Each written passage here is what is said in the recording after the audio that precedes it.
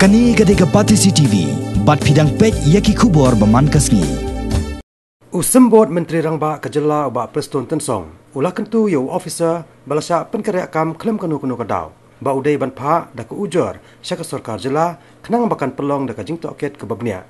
Ha kejia keren berkinang petai kubor, henen kasngi ke Shpotrik Urisau araja Katpra. Hadin kejelang juga kenhun menteri uba Prestone Tynsong ulong baka Sorkar jela kakwa bandayo pediang syua da kajing Ujor haswa ban pelong ya kajing toket halor kajing keno jong away niki Ophisar MCS uba trei hapo rilom jaintia ubalasya penkarya akam tang namar ba umtre ban kongo ya away upara jong menteri Sorkar kejela ubadai napo rilom jaintia kani kajing keno kalami na UMLA kaseng kongres uba HM Sangpliang bat haba batai ya kani kajing ja une UMLA jong kamosen ram ulaong ba uba SC lalu ubalong additional deputy commissioner jongka West Giant District ulasya penkarya kam tang namar baula kentan ban kongo ya kejing kwa jong upara jong uwei menteri Sorkar kwa jong u kami hap setia bat kerkom trikam jong Sorkar uba hima sang pliang ula kenoru ba uba SC lalu hakani keju kasngi hakapor janmien ulasya penkarya kam no syadu ampati ha South West Garo Hills District.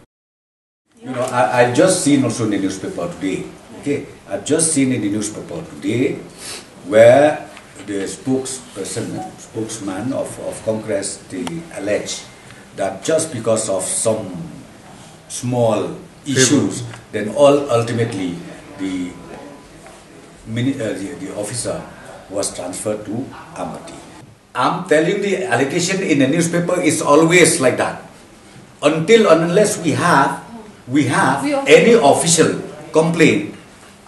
Do you mean to say that we will just set up the inquiry? Let us see if we have any official complaint or any official documents and all that, then only we can do it. Any officers or any human being, if they are ill-treated, the law is there. Why not they go and file FIR? It should be that way.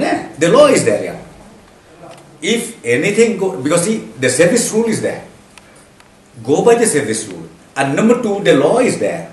If he was being abused or being beaten up, can he just keep quiet?